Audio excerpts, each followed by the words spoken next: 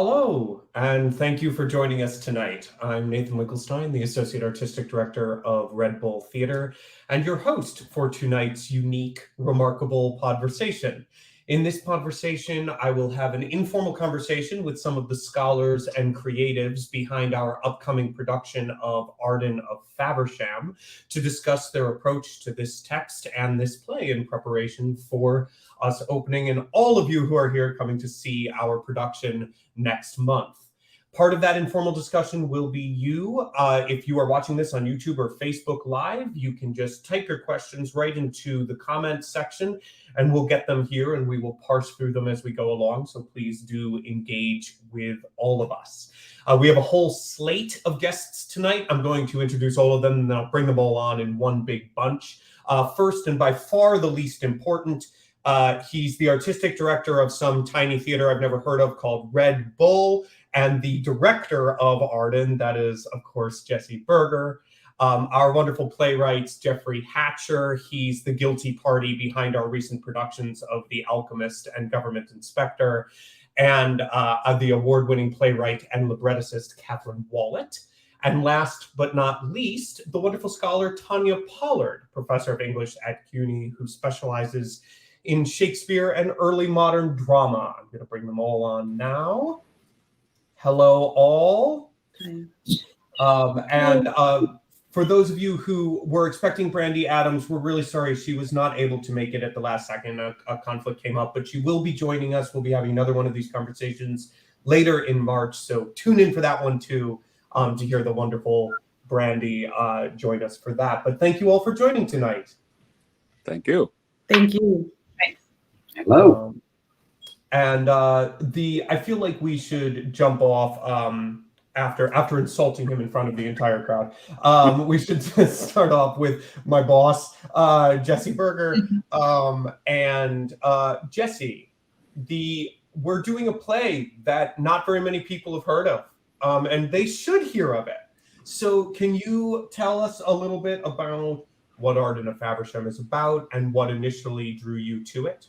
Well, absolutely, Nathan, and I don't feel insulted at all, and I'm happy to be talking to all of you. And Kate is here. We're here in the Red Bull Theater office together. And hello to Jeff in Minneapolis, and hello to Tanya. I don't know where you are. Are you in Brooklyn today? Brooklyn, yeah. Right. So we're all from various locations, but here to talk about Arden of Faversham, which is really a fun, delicious play. And when I started Red Bull Theater, I started down this primrose path of, is it primrose? A garden, a path of some kind of investigating all of these rarely produced plays from the Elizabethan and Jacobean era. And Arden of Faversham was one of them that jumped out at me really in the earliest days of the company and just went on a kind of top 12 list of, well, this is a really interesting play and deserves to be seen someday. And we did a reading of it.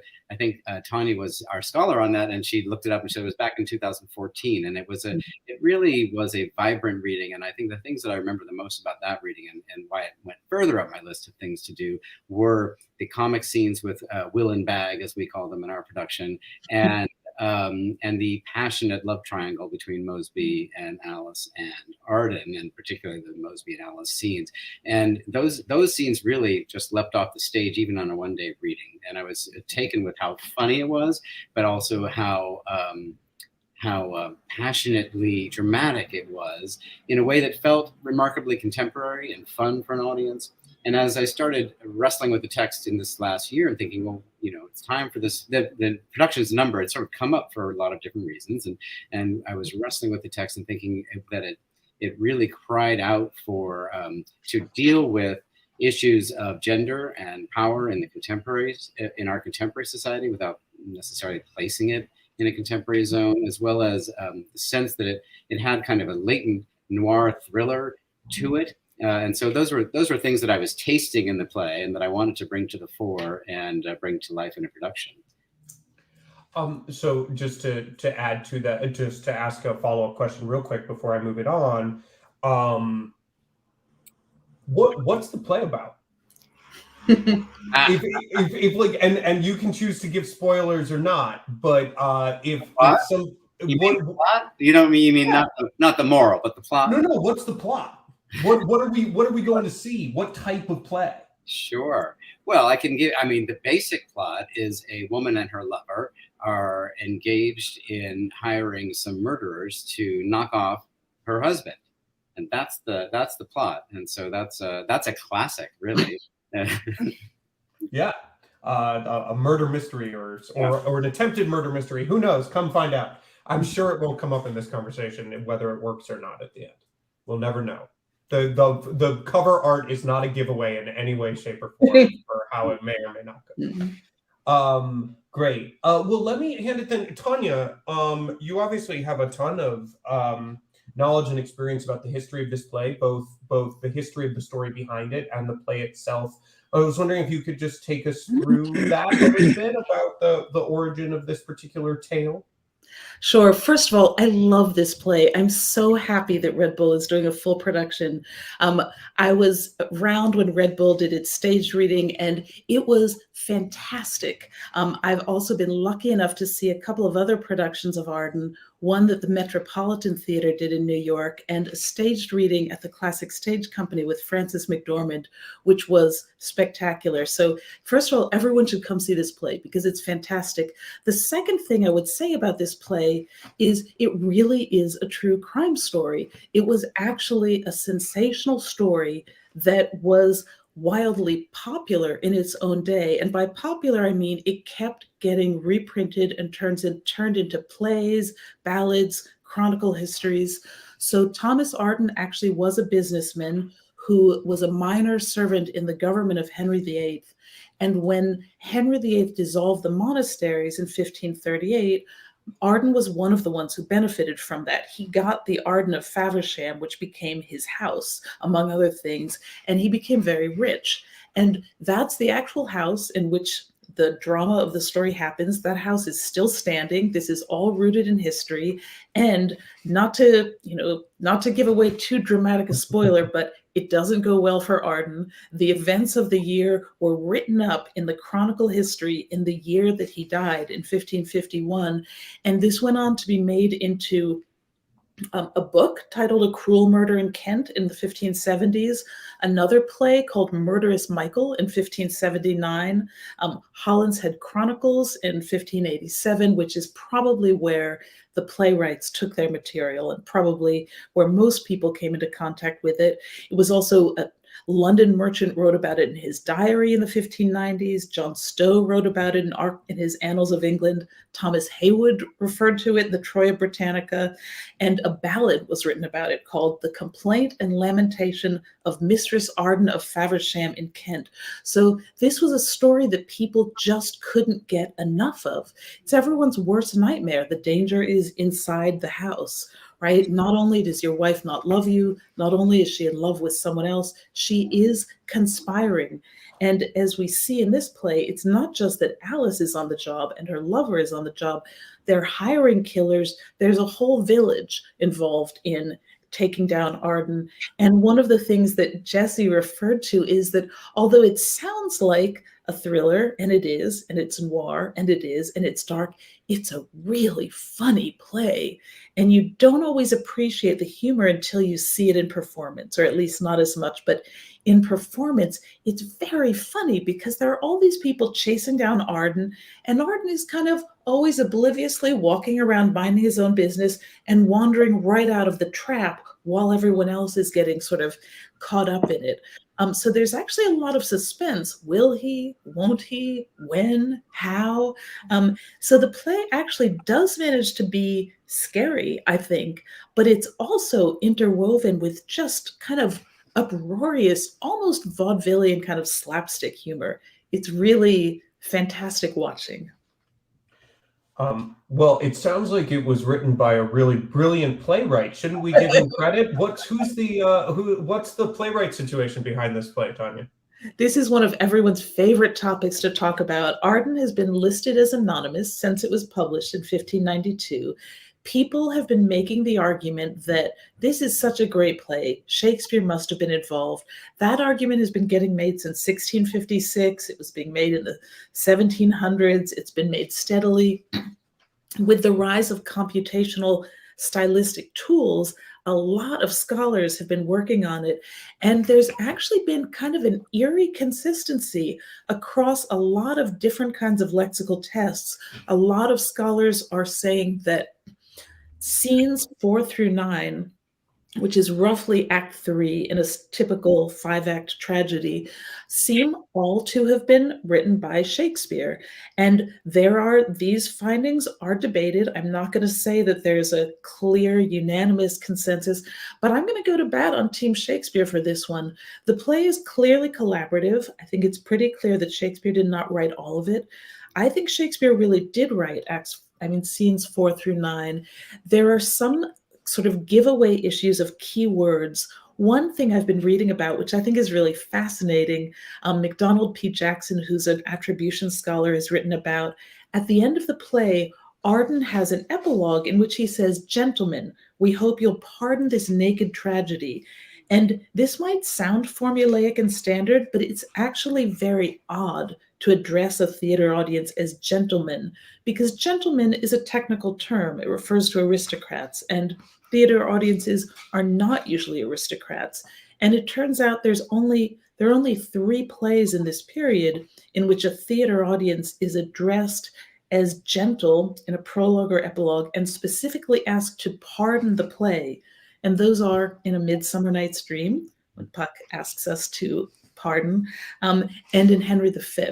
And it turns out that gentle is a very Shakespearean word. He uses it twice as often as standard other writings from the period. And it's also a word that comes up throughout the play. But one of the things that I actually find most compelling in terms of this argument is not even so much from the lexical tests and the computational stylistics, but at the level of theater. One of the really striking things about this play, which is, I think, one of the many reasons we're also interested in it, it has an overwhelmingly strong female lead.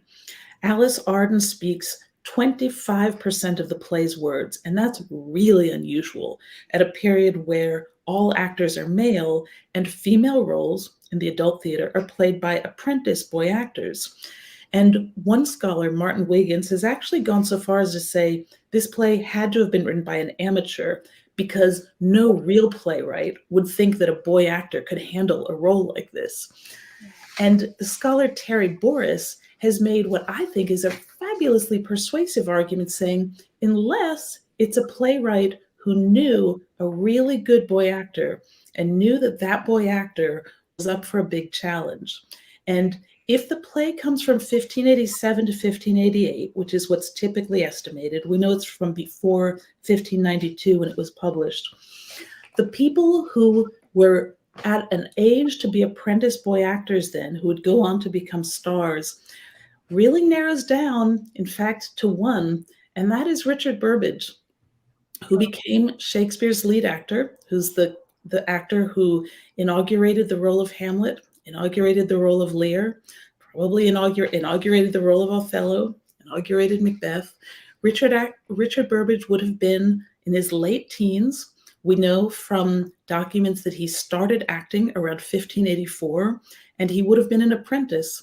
And if this role was written knowing you had to know you had a boy actor who's up for this job, you couldn't write this without knowing that someone could pull it off. There's no one else on the horizon who has such conspicuous theatrical talent who would have been working at that time and would have been that age. And Shakespeare had a long-running relationship with Burbage, wrote for him. And if you look at the scenes where Alice has some of her longest and most passionate speeches, those are in the scenes that are now being attributed by completely independent lexical testing to Shakespeare. So I think from a theatrical perspective, as well as from a stylistic perspective, there's a lot of signs here of Shakespeare's fingerprints. And this is, among other things, good news, because I think it means we're going to be seeing more of it. I think the more it enters into the canon, the more cultural capital is hurled onto it, the more noise I think we're likely to be hearing about Arden, and I think that's a great thing.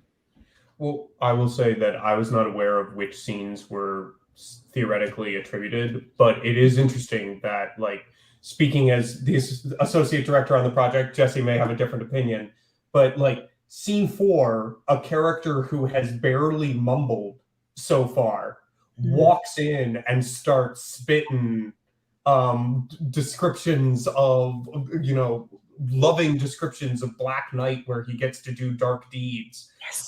And a servant character who has spoken in almost pure prose up to this point then has a gorgeous soliloquy to the audience right there. And then of course scene 5 is such a beast that it does make perfect sense that would be when Shakespeare takes over. That's very cool. I just want to throw in also that 5 of the play's longest speeches, including Alice's longest speech and Mosby's longest speech, are all in the section that is now being attributed to Shakespeare. And that's one thing that we know Shakespeare excelled at from very early, is the art of the soliloquy, the art of the monologue, the art of the long, elaborate, beautifully worded speech. So that's another really strong theatrical argument going for him, I think.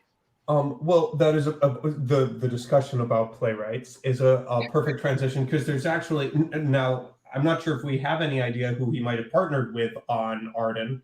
I'll bring it back to you in case there is an idea of that in just a second. But we do know that in this version, Shakespeare has partnered with 2 additional wonderful playwrights, Jeffrey and Kate. And I was wondering if either of you could speak to maybe, first of all, the origin story of how you got brought onto this project and what like Jesse presented to you as the task. And then also how you found the both the act of collaborating with another living playwright, similarly to how the 2 playwrights did when they were first writing the play, and also how you found collaborating with 2 not living playwrights on making this script work for today. Can I, maybe Kate, would you mind taking that first and we'll move from there? Oh, sure. Well, I mean, it's been wonderful collaborating with Jeffrey on the project. And I think that one of the reasons that it did work so well is that we both had brought different kind of interests and skills and perspectives to the project. So it was pretty easy to sort of break down what areas or storylines we were interested in working on. And I was initially drawn to Alice Arden, the character, and also looking at a lot at Susan too, who is her lady's maid and also Mosby's sister. So who is not such a major character and is more in the background, and then there's this incredible moment, and I feel like this is like spoiler alert, but near the end of the play, when she is suddenly drawn into the drama and the violence and pays a very high price for that too. So this character who's been in the background all of a sudden becomes a major figure near the end. So kind of thinking, well, what if she were present from the very beginning and really had that true character arc?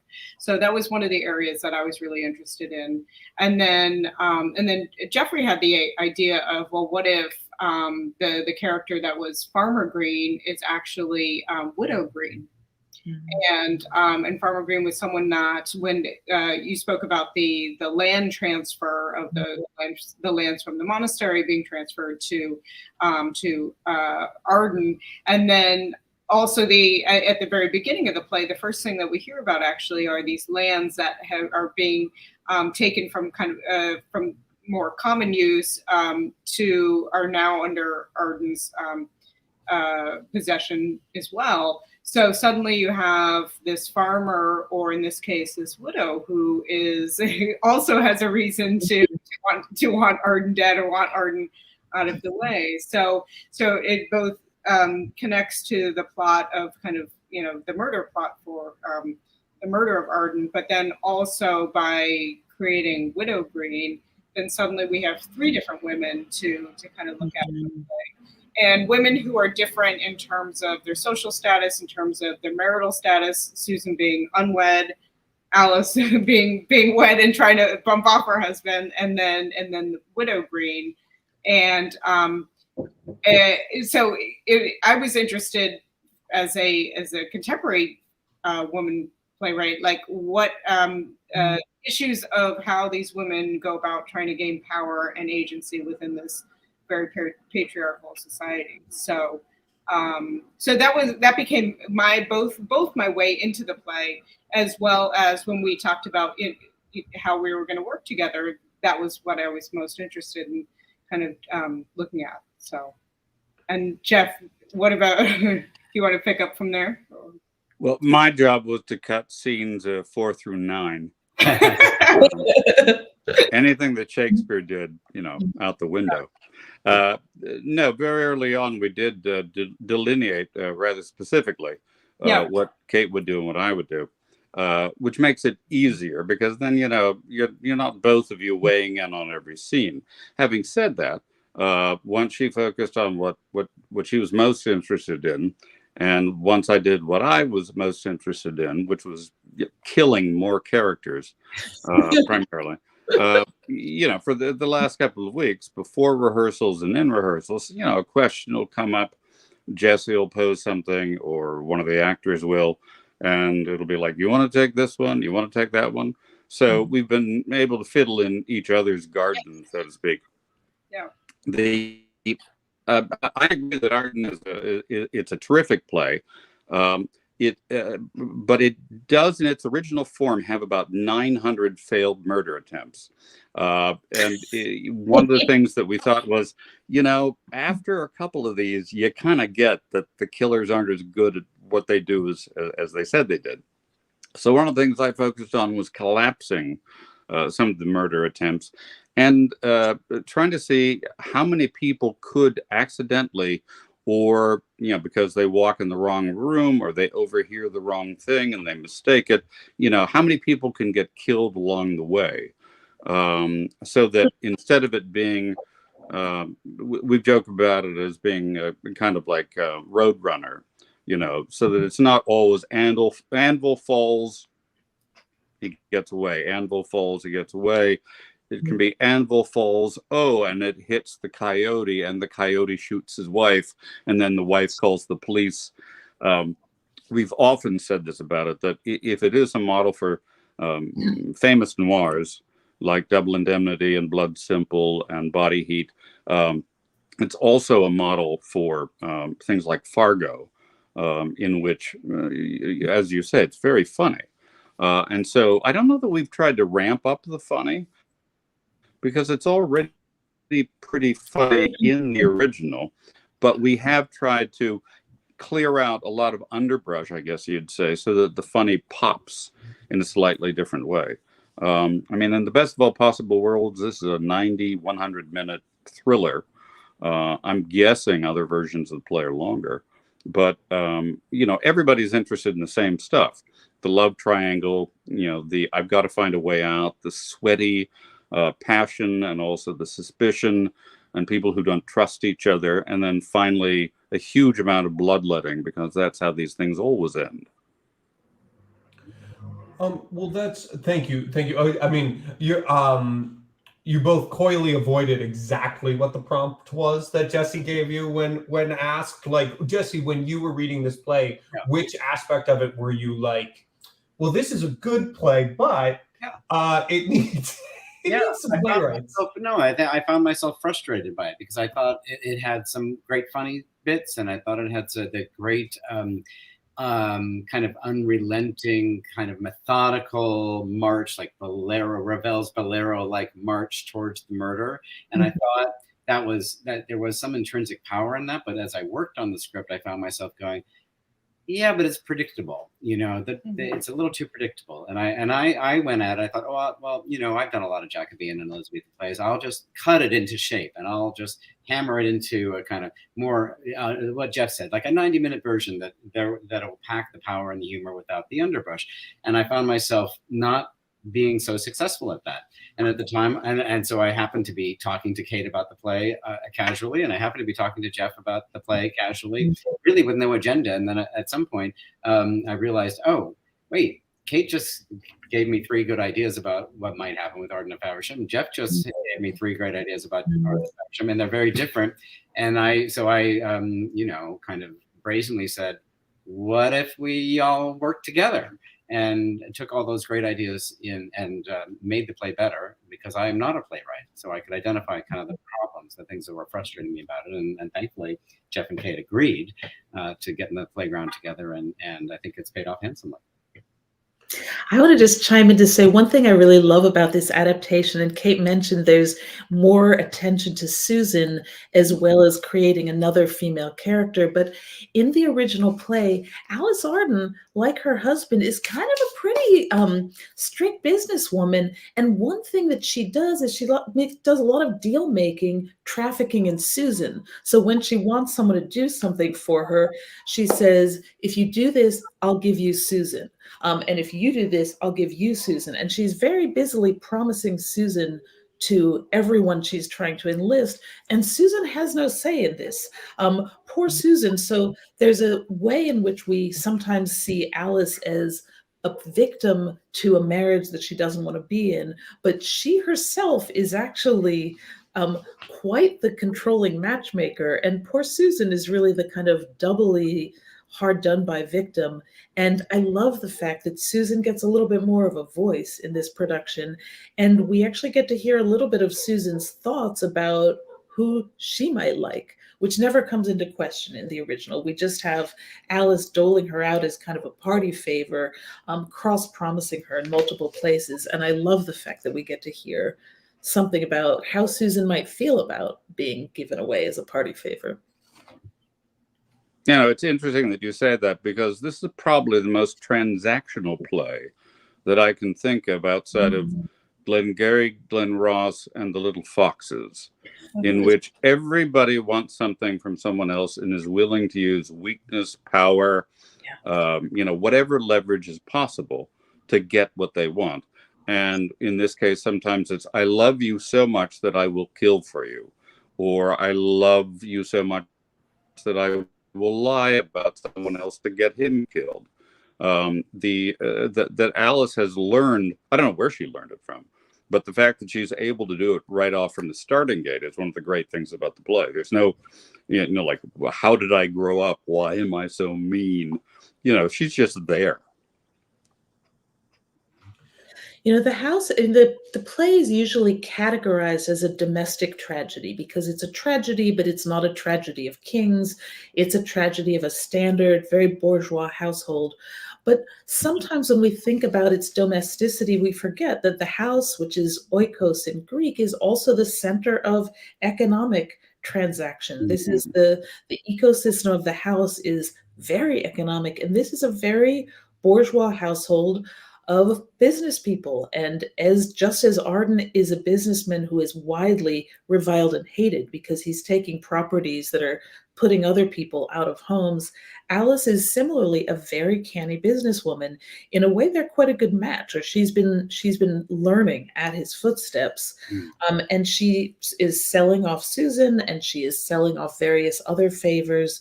And I like your account of it as very, I love that. Very transactional. Absolutely.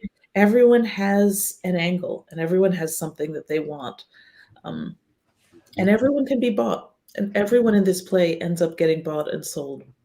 And I think it also raises the stakes when you see that Alice and Susan do have a relationship. And an employer to employee relationship, but also a personal relationship too. So I think that complicates Alice. Or maybe makes it harder for her to be doing what she's doing, or for the audience to notice that. I love that. Something that came up actually today in rehearsal about the end of the play, trying to talk about this without giving away everything, though I think basically we all kind of know where it's all going, is sort of this question of and Jesse, you mentioned at the beginning about the one of the questions in this play is about power structure, especially within gender, and is sort of this question of, what was Alice driven to do what she did by society, or does she just never take responsibility for her own actions and always tries to blame something else? And that question seems to sit in the space. It seems we're a little unclear on what side we're supposed to fall on, which is great. It's kind of my favorite type of theater, is you're supposed to go fight about that afterwards at the bar. But I do wonder if that was for both the playwrights in the space, well, for all four of you, actually. Tanya, maybe you could speak to the original text and how it read in that. Was that always there? This sort of, was there always what I would say is actually a rather sympathetic potential viewpoint towards Alice? Was that always there, and was that rebellious for the time period to write a play about a real life murder that shows sympathy towards the femme fatale? And then how much in Kate and Jeffrey and what you were doing, how much were you interested in that particular question? Maybe start with Tanya and then see where it goes from there. Sure. So, I mean, I think so. Absolutely, Nathan. I think Alice she's very devious. She's very unreliable. She is certainly, again, selling off Susan to the highest bidder. And yet there is something very compelling about her. She has these beautiful speeches and she says, love is a god and marriage is but words. And we feel what she's saying. We want to be, I think, at some level, rooting for her, even as we know how terrible this is. And the fact that everyone hates Arden actually really helps her case, because Arden is not presented as very sympathetic. But then, even though we know that Arden has done terrible things and is hated by many, when we see him wandering along and just missing these attempts at murder, I think we're also rooting for him. I think the play really does pull us consecutively into many different positions. And that's one of the reasons I think most of us think there was a very talented playwright behind it. I did want to mention on the question of other collaborators, this too is hotly debated. Marlowe's name has been thrown out, but not so much weight behind it lately. Kid's name has been thrown out. One name that has come around that I'm very interested in is Thomas Watson, who is not a familiar name as a playwright, but Francis Mears writes in the 1590s that he is one of our best for tragedy. The only other tragedy that we know of by Thomas Watson is his translation of Sophocles' Antigone. And I find that very interesting. First of all, I think he must have written a tragedy in English if he's getting listed here. So there must be something. Secondly, someone whose prior engagement with the craft of tragedy is translating Antigone is interested in strong female leads and is interested in sympathetic strong female leads.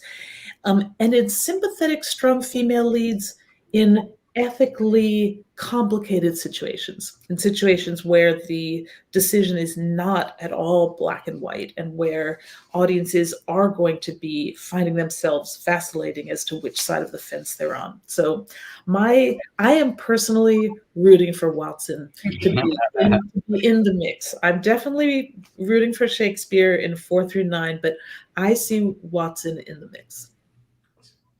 Poor Watson gets 1 through 3 and 9 through 12.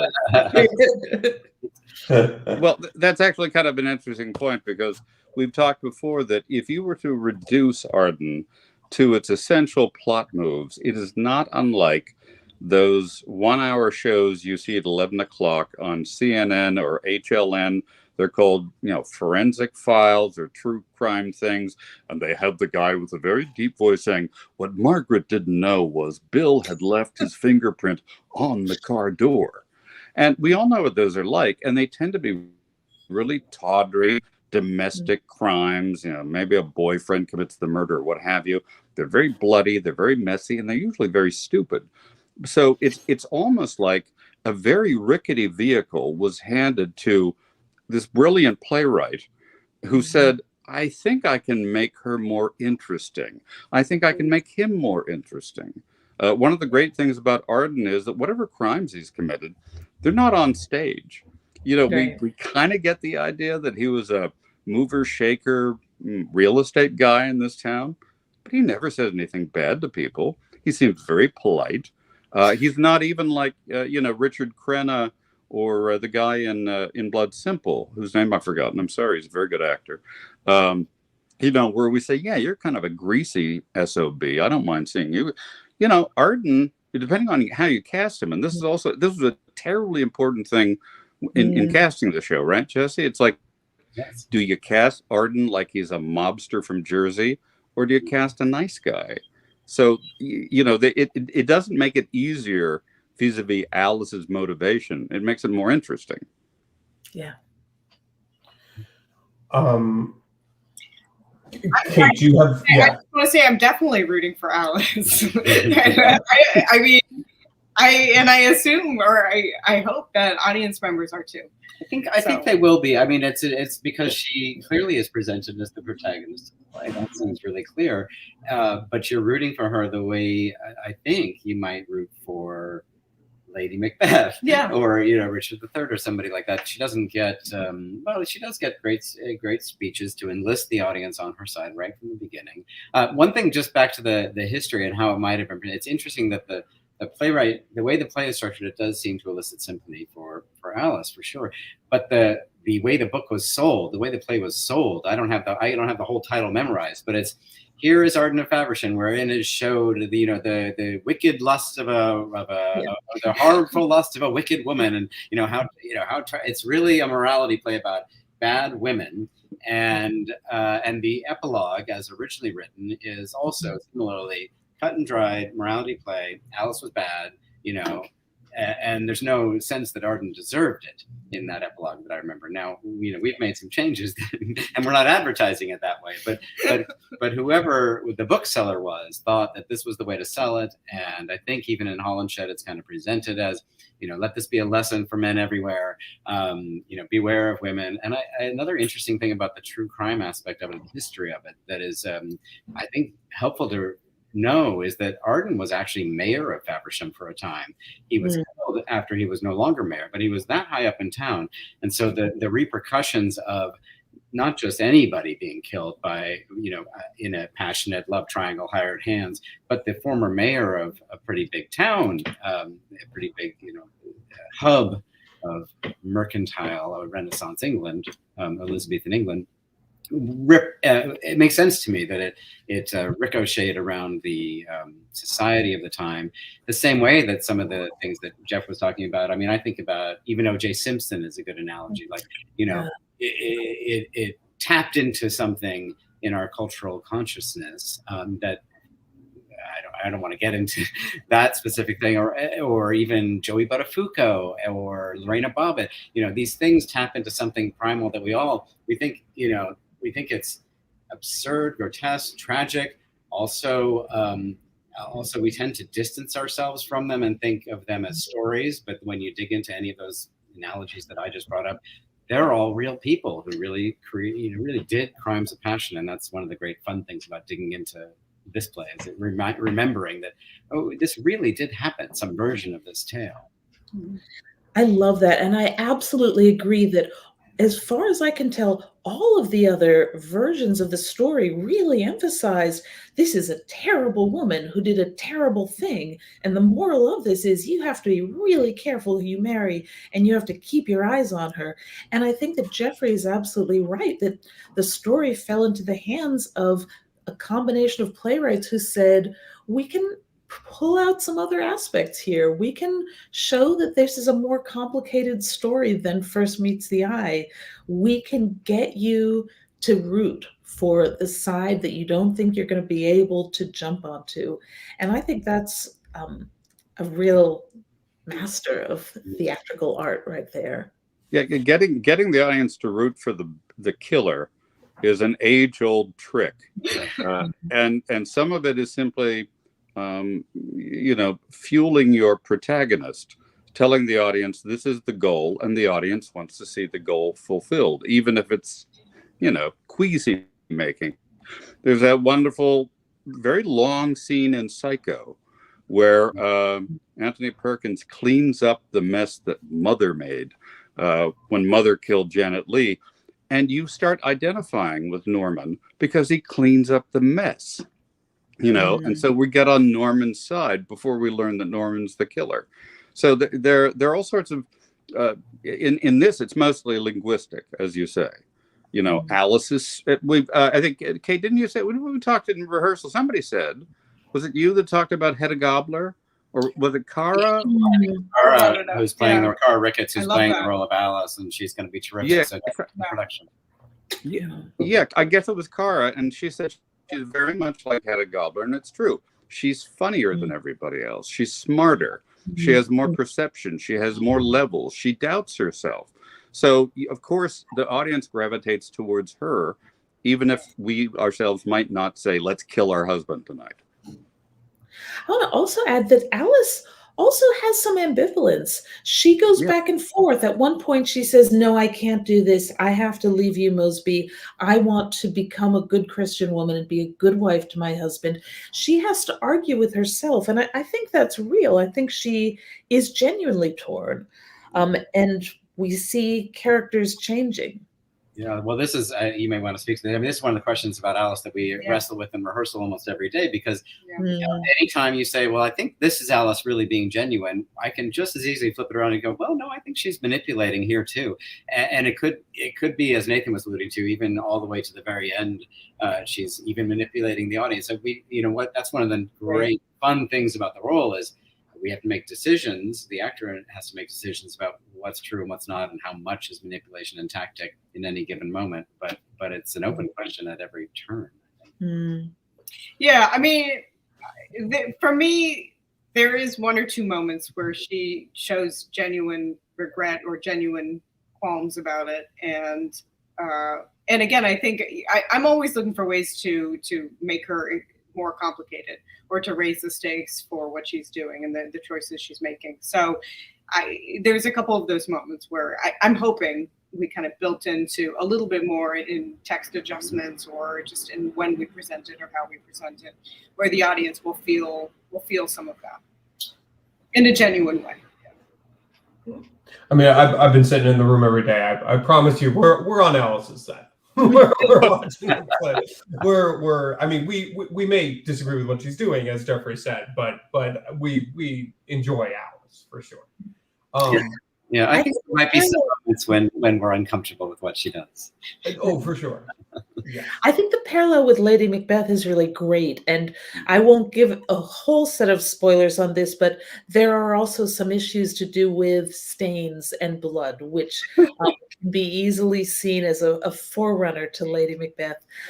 But I would also say, if we think of Alice as an apprentice Richard Burbage learning the tools of the trade, it's not that long before he steps into roles like Richard III, which is probably around 1593.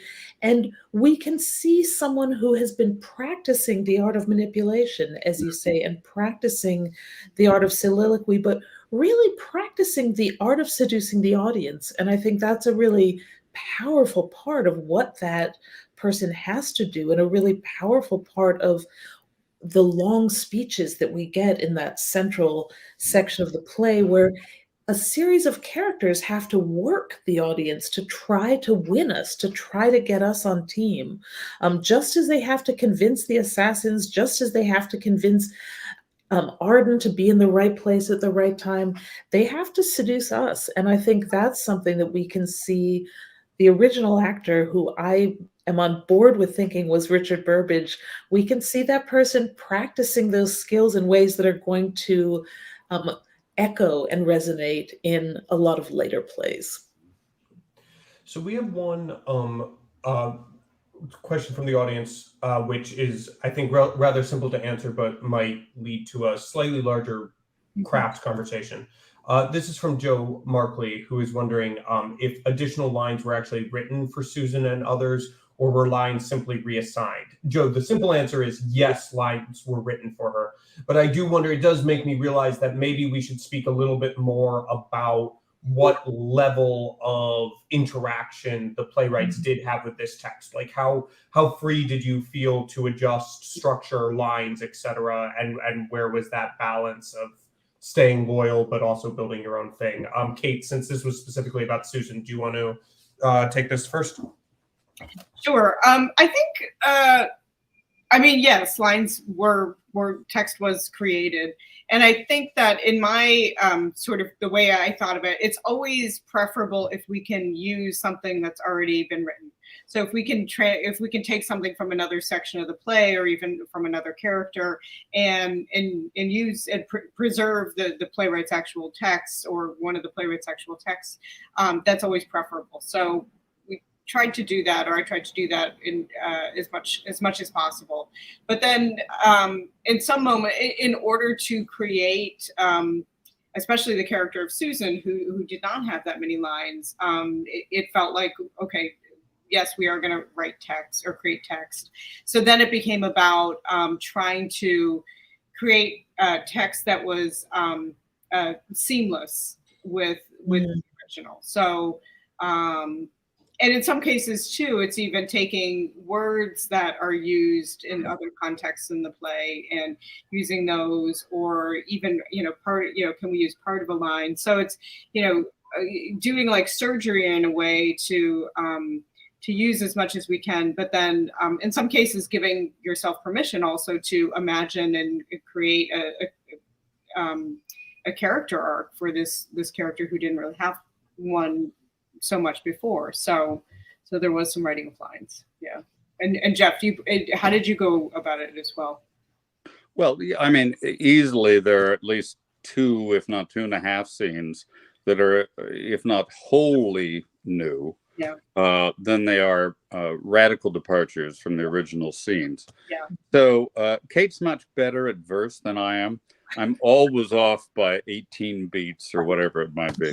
But I do think we've tried to ape the style, the form, the language, to try to make it feel as seamless as possible. But yes, we did give ourselves plenty of permission to do that stuff, because in terms of some of the plot changes, there just wasn't the existing language that you could cannibalize. But yeah, again, we've tried to keep as close to the spirit of the language as possible. Yeah, and it's fun to work out in rehearsal. I mean, I having watched you two develop it and seen the various drafts come along, I know kind of who did what and where, and I can tell, and I can sometimes hear it in rehearsal, but sometimes I go, oh wait, that was actually in the original. I thought that was Kate, or oh no, was that Jeff's line? Oh no, that was actually Anonymous's line. So that's one of the nicest things about when you collaborate with people. Yeah. Is that you forget who wrote what. So I mean that very sincerely, that I don't know if Kate wrote that or if Shakespeare or Thomas Watson. It's good when it gets so mixed up together that there feels to be an author, but you're not quite sure who did what. Yeah. I will say, as the language nerd in the room, most of the time when I go, what? With a line and then go back and look, it's always the original. It's so at least that's something. But yes, here Jenny has another quick question. Tanya, I think you can answer this. The original scandal would have been well known. This was really getting talked about a lot. I mean, once you're in Holland's Head and you're in Stowe's Chronicles, and then there you have the ballad and the broadsides. Yeah, this would not have been unfamiliar material. People would know what they're getting into. But then part of the thrill is, I think people would know this is a play about a woman who falls in love with someone else and tries to kill her husband. But I don't think the audiences would have been able to anticipate the sympathy. I don't think they would have been able to anticipate the comedy at all. I think even though the plot line would have been familiar, there's actually going to be a lot in the play that would surprise anyone who's familiar with this story. So that's one of the things that's really exciting about what the play does with its material. Yes, and it should be added. I mean, we talked a lot about Alice and Arden, and Mosby, the lover, but the killers are based on real people too. The authors really did. They did some amalgamating of the real story by combining. I think Susan and a maid are combined into one character, but there was a sister. They really did study the history. Yeah, it almost seems like they're doing what Shakespeare does with Romeo and Juliet, right? He tells us the what of that story right away. He says what happens right in the prologue, which then makes the whole watching of the story be about why. Why do all these people do what they do and in what ways? And it sort of frees the audience from that, wait, what's the plot? Which I guess is justification for why we've all completely spoiled what this play is about for all of y'all watching right now. Well, but come to find out why. No, because that's the fun of it. Yeah. Right. I think I'm right in saying that our playwright intern, did he not discover, and Tanya, you probably know this, that the real Alice and Arden had a child, a son.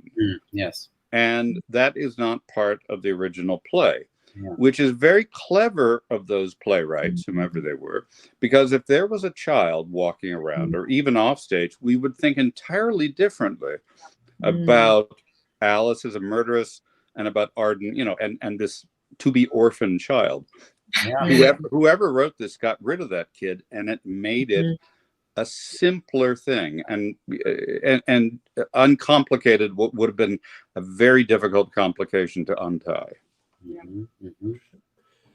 So let me, while I wait for our audience to come up with more brilliant questions, which I'm sure will arrive any moment, let me ask, because we've sort of talked about how this was described as a tragedy at the time. There are lots of deaths. We've also we've described it, I think, as a thriller. We've used Blood Simple, Fargo, many other examples. We've also talked about almost borderline absurdist comedy. Jesse, this is, in this way, I would say, it's kind of like a lot of Jacobean plays, even though this one's Elizabethan. But maybe, Jesse, you can take this first, and then if the playwrights want to talk about how they dealt with this tone as well. How do you attack this, maybe on the outside, seemingly contradictory conjunction of tones in creating a single piece of theater? Yeah. How do you attack that? Yeah, well, I think you're right, Nathan, that so many of the Jacobean plays are like this in so many ways, and we're often confronted with the juxtaposition of humor and horror at the same time in these plays. So in that way, it's not unfamiliar, but it doesn't make it any easier, because I think we're wrestling with it every day in rehearsal. For instance, as you know, yesterday we ran all of scene 1, which is a really big scene, and it feels like a comedy. It feels like a breezy comedy. And we had to stop ourselves. And Thomas J. Ryan, who's a wonderful actor playing Arden, stopped and said, "Now, wait a minute. What are we in a comedy? What is the style again? What world are we in?" And so it is a kind of constant checking of ourselves, like in terms of tone. And for me, the touchstone of that is simply, are we playing the truth of it? Because if we start trying to get a laugh, then we're probably not doing it right. If the laughs are coming truthfully from the behavior that's written, the words that's been saying, or the action that the characters are taking, then those laughs are true and good. And sometimes we're going to get laughs when the horror tips into really grotesque horror sometimes. And I don't know yet, because we haven't had an audience, but I suspect that some grotesque horror will start with laughter and end with pathos. And so I think that's one of the great things about the Elizabethans and the Jacobeans, and I think Kate and Jeff's work have only amplified that, is that they can encompass all of these different gasps and thrills and chills and tears and laughs. And I'm reminded that I think it's good to be reminded that Shakespeare's Globe was right next door to the bear baiting pits, and that the theater of that time was, sport and amusement in some sense, or at least, it was on Amusement Row, right? And bear baiting was there, and all the other whatever other entertainment. So I think that the theater that we're dealing with was maybe more all encompassing than we're used to in a single piece. But I think that's one of the threading of the needle, and finding the truth that it can encompass both the comedy and the pathos, with still allowing us to believe in the reality of these character situations, is the goal. You'll have to come see it and let me know if we've achieved it. How was it for the playwrights dealing with, because if this is a structure that is sort of more these classic plays of Jacobean, kind of maybe less how we would build a structure today, how was it trying to work inside that as y'all went after this script to try to either keep or amplify the tone as you did? What was that process like to either of you who wants to jump in there? I mean, I think it's fun, and that maybe it gives us more permission to really go there, because the canvas is big, the emotions are big, the verse holds that. I also work in opera, and to me, it was closer to that, and as at times, because again, you're using like more of a verse structure. You're thinking more about syllables and music, the musicality of the language. And something I love about opera too is that it's less apologetic about those grand emotions, and that you can have an aria, like in the way that Tanya, when you were talking about those soliloquies, and especially in the lovers scenes, it feels operatic to me. So I love that, and it's really fun to be able to slip into that world and into that tone. It was said of Hitchcock that he shot his love scenes like murder scenes and his murder scenes like love scenes. And I think it's interesting here that there's a lot of comedy in the original and in ours around murder, but the sex and passion scenes are very straight. I mean, the language is beautiful, but there are no jokes in there. I think you have to play that stuff very seriously, and I think that's one of the balancing acts. That life has a price and murder is cheap, but love and sex, that's the heat of life. Here we have a question from the audience, probably for Tanya. Was using a current event for a play unusual for this period? That's from Michael. No, not really. I mean, it wasn't the material of all plays, but there are the genre of domestic tragedy really thrived on local history, and Red Bull did the Witch of Edmonton, and that's another real true. I don't know if true crime is exactly the right genre. It was sort of true scandal, true crisis. That was. Any material you could get could be cannibalized and used. And if you get a good story, you could use it. Absolutely. There are plenty of other plays that draw on recent events. And it's not so different from searching the chronicles for earlier history. So Lear is a chronicle history. Macbeth is a chronicle history. Certainly all the history plays, are all from chronicle histories. So it's really just a matter of scale. And not all of them were this recent, but it was not at all unheard of. I mean, it feels kind of like what we do today. Exactly. We have that exact same balance of playwriting that we do today. I think people were looking for stories that would sell, and this was a story that would sell. And in terms of this question of genre and affect that you were all talking about, I think one thing that these playwrights knew is people will pay money to be made to laugh, and people will pay money to be made to cry or to feel sort of stricken. And Shakespeare, like the Ardens, was a pretty savvy business entrepreneur. And the other sort of successful playwrights writing for the commercial playwright knew they wanted to sell tickets. They weren't getting money to write the play. They were getting money from selling tickets. And I think it was working.